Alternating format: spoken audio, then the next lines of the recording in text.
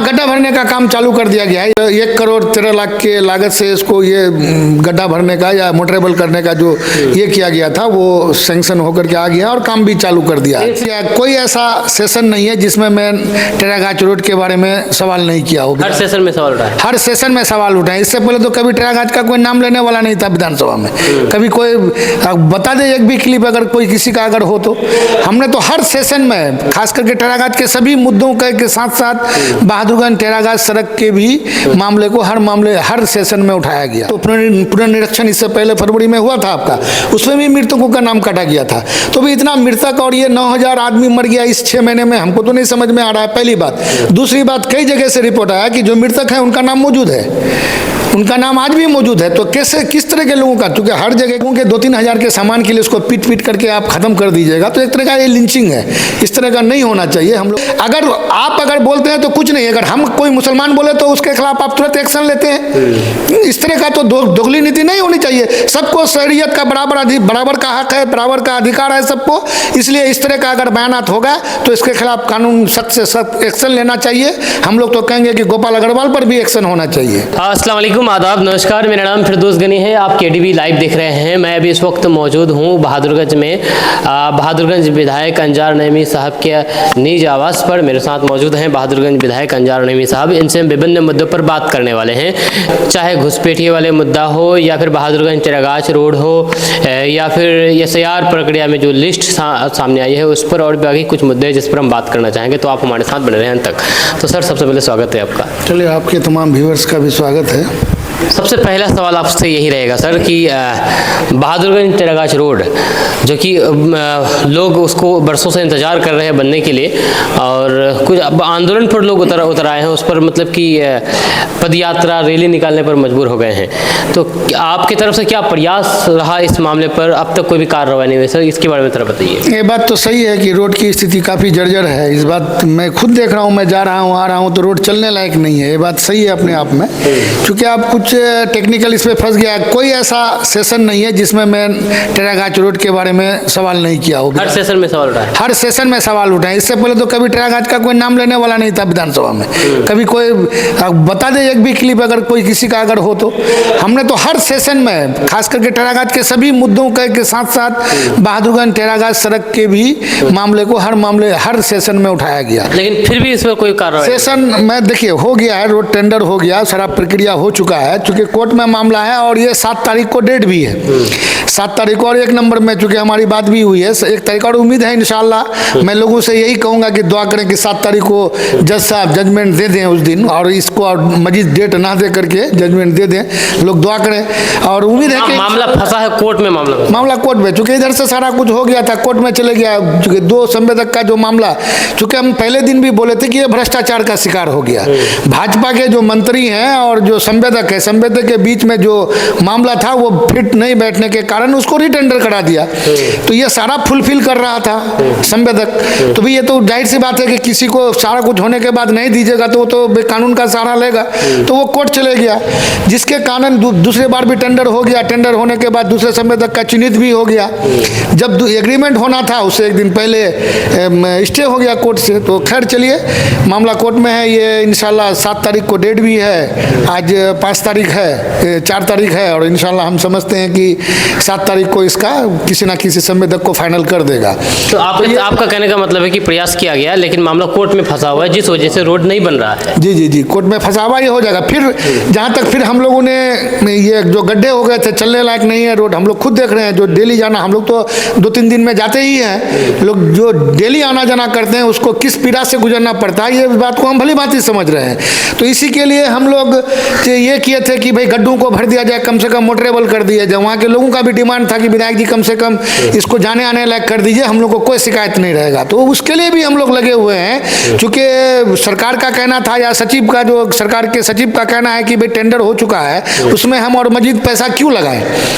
तो फिर चूँकि इसका एक सर्कुलर है, हम लोग चूँकि विभाग से ही हमको मिला, उसका एक सर्कुलर अपर मुख्य सचिव का चिट्ठी है कि जब तक रोड का फाइनल टेंडर किसी के नाम से नहीं हो जाता है तब तक उसको मटेरियल करने की जिम्मेदारी विभाग की है।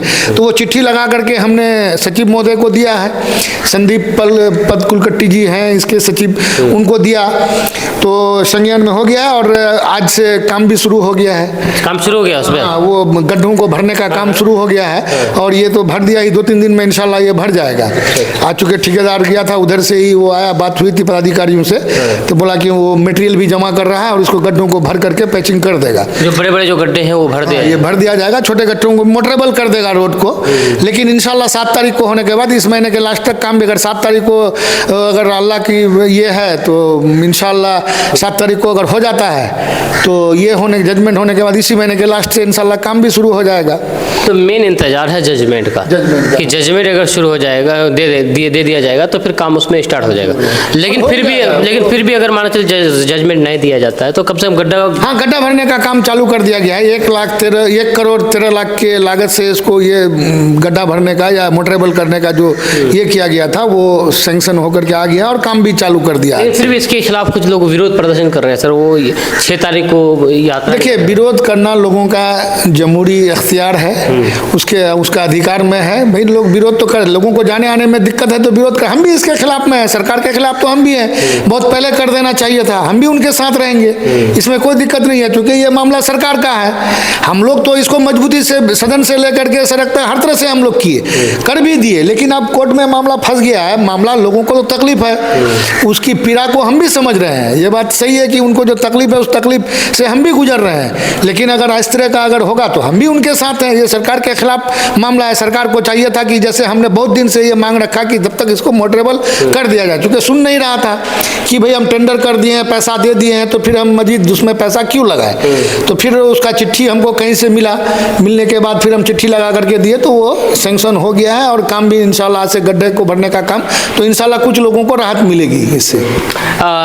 कल जिस तरह से एक प्रोग्राम हुआ ठाकुरगंज में, आप भी उसमें शिरकत किए, खास करके शेरशाहवादियों को जम करके टारगेट किया जा रहा है, चाहे बीजेपी के नेता हो या फिर अन्य।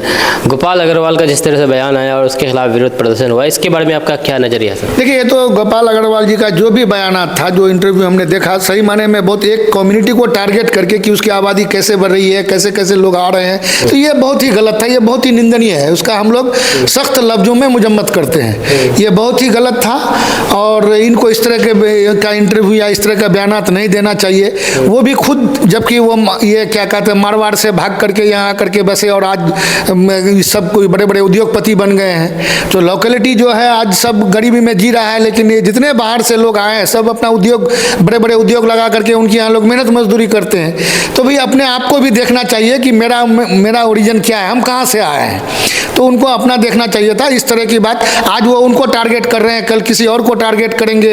ये तो कल आज शेरशाहवादी को कर रहे हैं, कल सुरजापुरियों को करेंगे, उसके बाद फिर दलितों को करेंगे।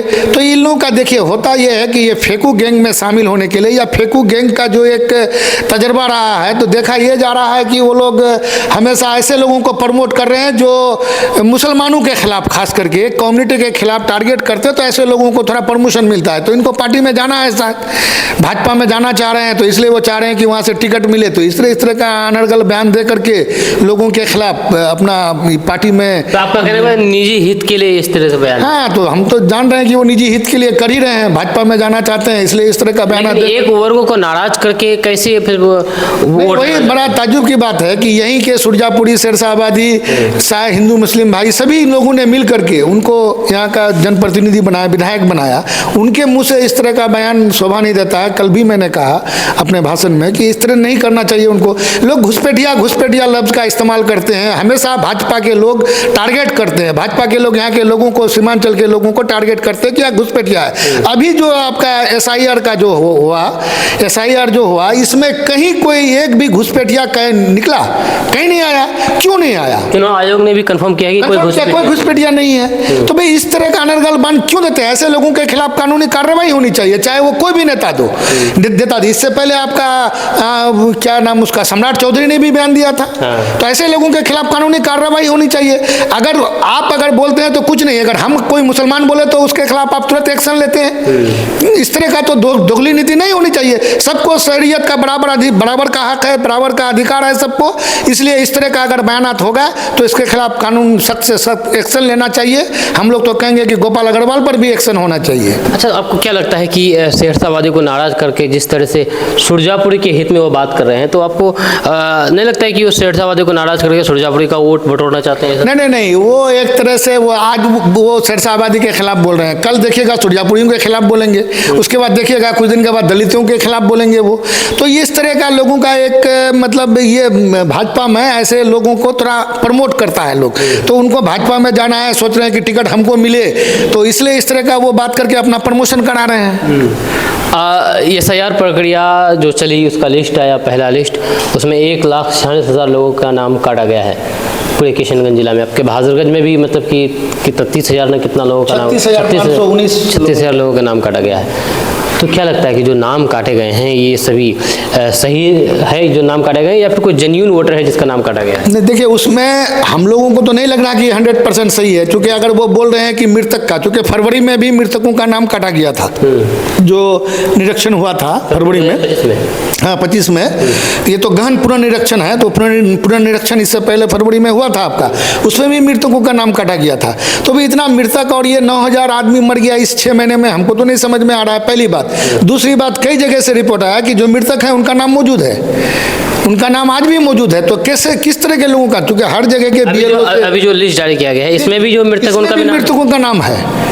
कई जगह हम लोगों ने किस तरह से गहन पुनर्निरीक्षण, वही तो हमको समझ में नहीं आ रहा है कि ये किस तरह का, कैसे अपलोड हुआ या किस तरह का अपलोड किए ये लोग, और कुछ लोगों का जो नाम काटे हैं कैसे नाम काट दिए। तो इस तरह का जांच चल रही है, हम लोग उसको देख भी रहे हैं, सारे BLO से संपर्क में है कि सारे BLO को हम लोग इंस्ट्रक्ट भी किए हैं कि आप लोग देखिए कि कोई ऐसा आदमी जो जेन्युइन आदमी है, जो नाम नहीं छूटे, अगर छूटा है तो उसको कैसे चलेगा।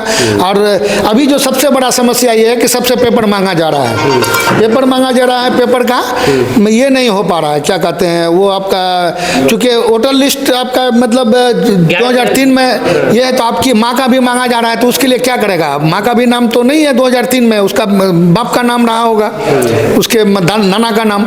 तो ऐसी स्थिति में भाई लोगों के पास सबसे आसान तरीका ये है कि ये होना चाहिए, क्या कहते हैं, निवासी प्रमाण पत्र। अब वो इतना लेट बन रहा है, वेरिफिकेशन करके तब बना रहे हैं भाई, उस पर थोड़ा हम तो प्रशासन कहेंगे, DM साहब से भी कहेंगे, हम बात करेंगे कि भाई इसको थोड़ा फास्ट किया जाए, क्योंकि 25 तारीख का टाइम है, जिससे अगर मांगा जा रहा है वो तुरंत इसको बना करके दे सके।